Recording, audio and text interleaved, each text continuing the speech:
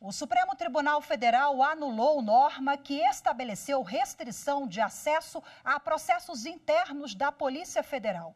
Segundo a relatora ministra Carmen Lúcia, deve prevalecer no poder público o princípio de publicidade a todos os documentos. Acompanhe os detalhes com Anderson Arcoverde. O Supremo Tribunal Federal analisou em plenário virtual uma ação movida pelo PSOL que questionou um ofício da Polícia Federal de 2021. A norma estabeleceu que todos os processos do Sistema Eletrônico de Informações do órgão fossem cadastrados com nível de acesso restrito ou sigiloso. A relatora, ministra Carmen Lúcia, lembrou que, conforme jurisprudência do STF, o princípio que deve prevalecer no Estado republicano é o da publicidade e do acesso aos documentos públicos de todos os poderes. O segredo pode ser aplicado apenas em casos específicos, que envolvem a segurança dos cidadãos, da sociedade e do Estado, ou para resguardar a intimidade, a vida privada, a honra e a imagem das pessoas. A ministra propôs a fixação da seguinte tese: o ato de qualquer dos poderes públicos restritivo de publicidade deve ser motivado objetiva, específica e formalmente, sendo nulos os atos públicos que imponham genericamente, sem fundamentação válida e específica, impeditivo do direito fundamental à informação. A maioria do plenário acompanhou o voto da relatora. O Supremo Tribunal Federal retoma hoje o julgamento sobre o juiz das garantias. Confira os destaques da pauta de julgamentos desta quarta-feira. Matéria Penal abre a pauta desta quarta-feira, começando com a continuação do julgamento das ações diretas de inconstitucionalidade que questionam pontos da lei do chamado pacote anticrime, que contestam a figura do juiz das garantias no processo penal, a forma de cumprimento do acordo de não persecução penal e a soltura automática de quem for preso e não passar por audiência de custódia em 24 horas. Reforma Agrária fecha a pauta com a ação contra a lei do Estado da Bahia, que estipulou data limite para a regularização fundiária dos territórios de comunidades tradicionais na região do semiárido do Estado. Mais informações sobre a pauta de julgamentos no site do Supremo Tribunal Federal, stf.jus.br. Nessa terça-feira, a ministra Carmen Lúcia, do Supremo Tribunal Federal, participou de um evento no Tribunal de Justiça de Goiás, que faz parte da Semana da Justiça pela Paz em Casa. A semana tem como objetivo ampliar a efetividade da Lei Maria da Penha, que completou 17 anos de vigência neste mês. A reportagem é de Fernanda Cândido. O evento ocorre no TJ Goiás por meio da Coordenadoria Estadual da Mulher em Situação de Violência Doméstica e Familiar. A ministra Carmen Lúcia destacou em sua participação o tema Evolução dos Direitos Humanos das Mulheres no século XXI. Nós queremos um mundo de igualdades. É isso que nós queremos, basicamente. Então, queria cumprimentar o Tribunal de Justiça de Goiás, que tem um papel tão importante na transformação de uma sociedade ainda machista, sexista, preconceituosa, misógina, uma sociedade em que a violência da mulher se faz com um feminicídio, ou seja, assassinato de mulher, porque ela é mulher a cada 6 horas neste país. Isto é uma tragédia, isto é uma barbárie.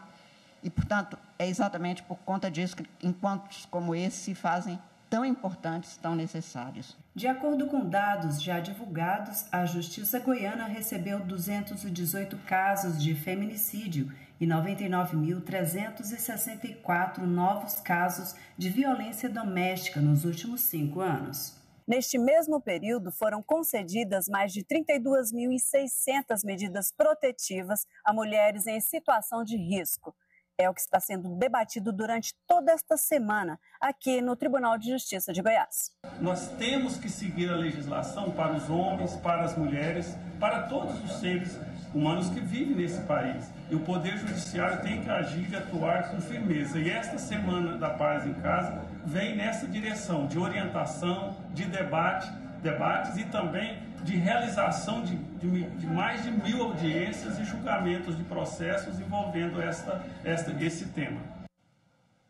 A terceira turma do Tribunal Superior do Trabalho considerou discriminatória a dispensa de um eletricitário demitido pela possibilidade de aposentadoria. O colegiado concluiu que a demissão levou em consideração de maneira indireta a idade do empregado. A repórter Evne Araújo tem os detalhes.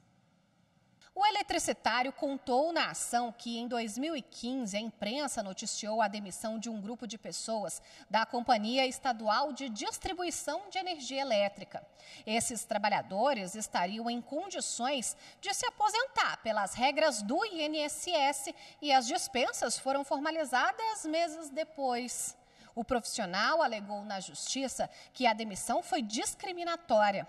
A empresa justificou que levou em consideração o menor impacto social da medida, já que foram desligados apenas aqueles que já tinham direito adquirido à aposentadoria e, portanto, garantido uma fonte de renda permanente. O Tribunal Regional do Trabalho da 4ª Região, no Rio Grande do Sul, aceitou a justificativa da empregadora. O entendimento do TRT foi que o critério de dispensar apenas empregados aposentados ou com direito adquirido à aposentadoria era razoável e não constituía ato discriminatório em razão da idade. Segundo o regional, a empresa teria comprovado que outros empregados da mesma faixa etária do eletricitário, que não estavam aptos a se aposentar, permaneceram em atividade, o que afastaria a alegação. O recurso apresentado ao Tribunal Superior do Trabalho foi analisado pela terceira turma. O relator, ministro Maurício Godinho Delgado, acolheu o pedido do trabalhador. Segundo o ministro, os fatos apresentados pelo Tribunal Regional levam à conclusão de que houve discriminação nesse caso. No fundo, a empresa fez uma política de desligamento de vários trabalhadores, baseado, é o que diz o TRT, unicamente ou essencialmente em critério etrário. E isso, conforme sabemos, é contrário aos preceitos constitucionais aplicáveis aqui mencionados. Os ministros da terceira turma decidiram, por unanimidade, restabelecer a sentença de primeiro grau para condenar a empregadora ao pagamento de dano moral e indenização em dobro da remuneração devida até a data do julgamento. Ainda cabe novo recurso. A seguir, assédio eleitoral é tema de seminário promovido pelo Conselho Nacional de Justiça. A seguir, os detalhes. Fique com a gente, voltamos já.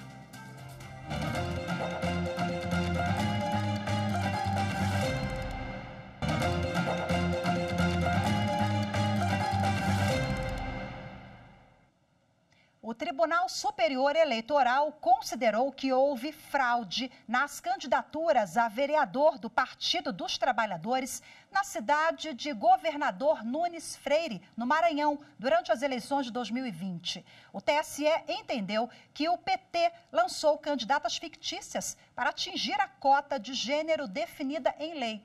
Com a decisão, os votos recebidos pelo partido foram anulados.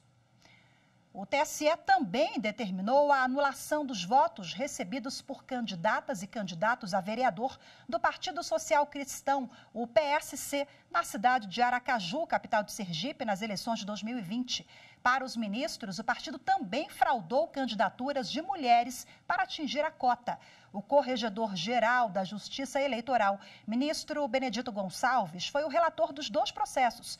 O ministro lembrou que, no caso de Aracaju, a fraude foi clara. É idênea de dúvidas que duas das candidaturas são parentes, tia e sobrinha, e combinaram que uma desistiria em favor da outra, o que foi feito e comunicado ao partido, embora por meio informal, ainda quando havia tempo hábil para substituição. Provimento dos recursos não demanda reexame de conjunto probatório, vedado pela súmula 24 do TSE, mas apenas o reenquadramento jurídico das premissas fáticas contido no regional. O Conselho Nacional de Justiça promove hoje e amanhã, em Brasília, um seminário sobre as causas do aumento do número de denúncias de assédio eleitoral. O evento vai reunir ministros dos tribunais superiores, magistrados, representantes do Ministério Público e especialistas para debater o combate a essa prática. A reportagem é de Evne Araújo. O assédio eleitoral consiste em demitir ou intimidar funcionários que votam em um candidato que não agrada o chefe da empresa. A prática é considerada crime, com penas que podem chegar até 6 anos de prisão. O presidente do Tribunal Superior Eleitoral, ministro Alexandre de Moraes, reafirmou o compromisso do Poder Judiciário com a questão. Lamentavelmente, no século XXI, retornamos a uma prática criminosa que é o assédio eleitoral. É o assédio eleitoral do empregador coagindo, alguns empregadores coagindo, ameaçando, prometendo benefícios para que os seus funcionários votem ou deixem de votar em determinadas pessoas. Isso é crime comum, isso é crime eleitoral, isso vai ser combatido como já vem sendo combatido. Nas últimas eleições gerais, no ano passado, o Ministério Público do Trabalho monitorou de perto as denúncias. Foram registradas 1.027 ocorrências. A maior parte ocorreu na região Sudeste e na região Sul, seguido do Nordeste, Centro-Oeste e Norte. Quase 5 vezes o número de casos reportados em toda a campanha eleitoral de 2018. À época, o MPT recebeu 212 relatos envolvendo 98 empresas. Diante do aumento das denúncias, o MPT emitiu uma nota técnica sobre o assunto. O documento explica que a conduta é abusiva e atenta contra a dignidade do empregado, porque o submete a constrangimentos e humilhações.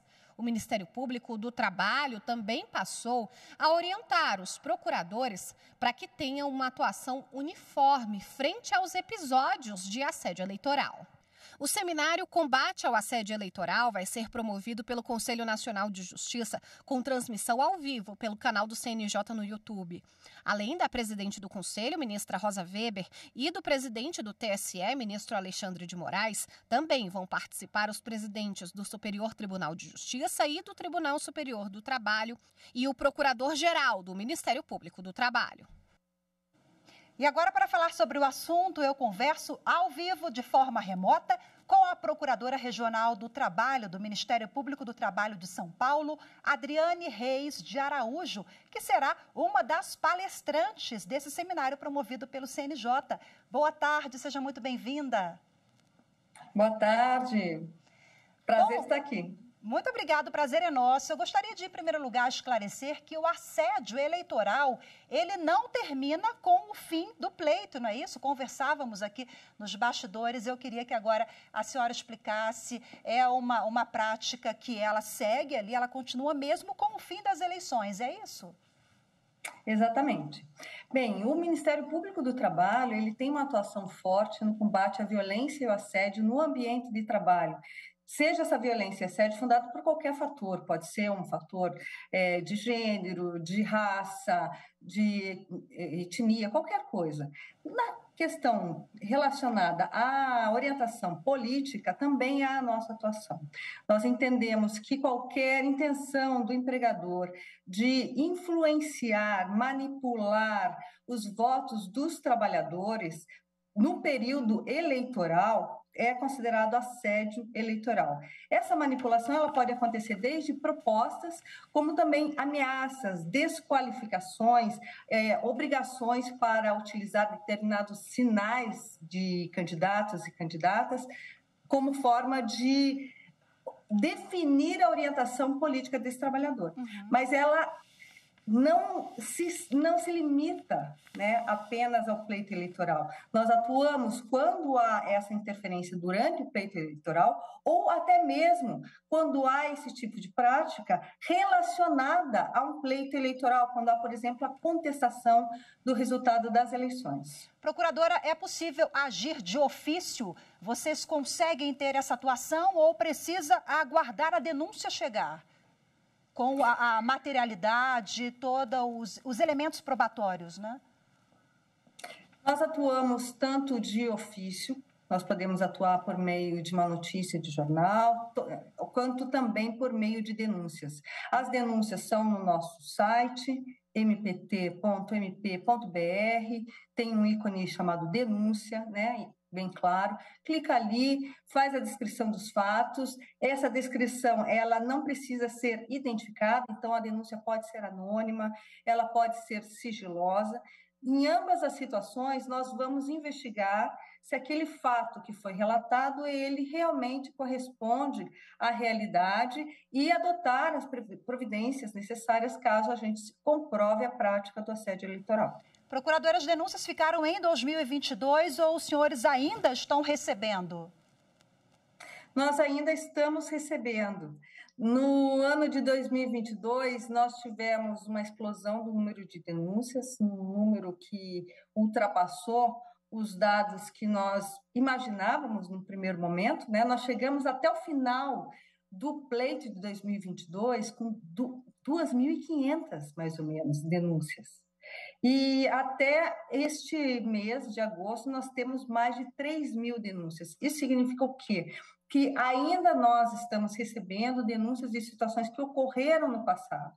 Porque a nossa atuação no Ministério Público do Trabalho diz respeito à repressão da prática de violência e assédio, ou seja, pagamento de multas, de indenizações, reintegrações de trabalhadores, garantias, mas também a prevenção. Então, quando nós identificamos situações de violência e assédio, nós chamamos as empresas para que elas futuramente não repitam esse tipo de prática. Então, nós seguimos com as investigações. Já mirando, inclusive, nas eleições municipais do ano que vem, né? Daqui para o final do ano que vem, esse assédio ele pode ser reiterado de novo em virtude das eleições municipais. Bom, a senhora participa desse seminário e vai... o tema que a senhora vai abordar na participação desse seminário promovido pelo CNJ é o papel das instituições no combate ao assédio eleitoral. Qual o papel e qual o envolvimento que todos esses atores precisam ter de forma coordenada para a gente minimizar esses impactos, sobretudo o Ministério Público do Trabalho, procuradora? Bem, a atuação do Ministério Público do Trabalho é basicamente na coibição dessa prática de violência e assédio nas empresas ou em decorrência da relação de trabalho. Então, eu posso ter, por exemplo, essa violência praticada fora do local de trabalho, mas por conta da existência desse vínculo entre o empregador e o empregado. E amanhã, no seminário, que eu vou procurar explicar é justamente o papel do Ministério Público do Trabalho nesse combate à prática do assédio eleitoral, porque nós temos clareza de que não é possível ter um espaço democrático se nós temos a utilização da violência e do assédio, principalmente numa relação de dependência econômica, numa relação assimétrica, sendo utilizado para influenciar esses votos. A democracia ela só se faz plena quando as pessoas têm efetiva liberdade de decisão quanto a quem ela vai escolher, aquela pessoa que mais se aproxima do que ela deseja para o futuro do país, né? Então, a nossa exposição, né, a minha exposição amanhã vai ser basicamente falando sobre como o Ministério Público do Trabalho se organizou para enfrentar esse problema, como que nós recebemos essa avalanche de denúncias e qual é a nossa atuação frente às empresas, para que a sociedade brasileira ela saiba que o Ministério Público do Trabalho está aqui como um fiscal da legislação, incentivando e fiscalizando para que as empresas elas sigam a lei e respeitem o regime democrático. Perfeito, procuradora. Muito obrigada, viu, pela sua participação. Que o trabalho seja muito produtivo. Amanhã certamente será. Boa tarde para a senhora e até a próxima. Boa tarde. Obrigada. A seguir, Polícia Federal cumpre mandados judiciais em operação contra esquema financeiro de eletrônicos importados de forma clandestina. As informações em instantes. Voltamos já.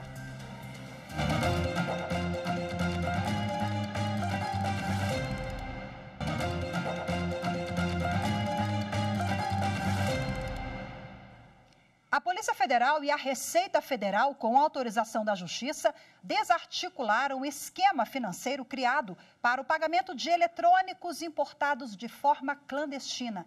De acordo com as investigações, o grupo movimentou mais de 120 milhões de reais em menos de 2 anos. Acompanhe. A operação começou de madrugada com 180 policiais federais e 74 auditores fiscais e analistas tributários da Receita Federal. foram cumpridos 50 mandados de busca e apreensão em Mato Grosso, nas cidades de Cuiabá, Várzea Grande, Sinop, Alta Floresta e Rondonópolis. Em São Paulo, em Ribeirão Preto e no Mato Grosso do Sul, em Ponta Porã.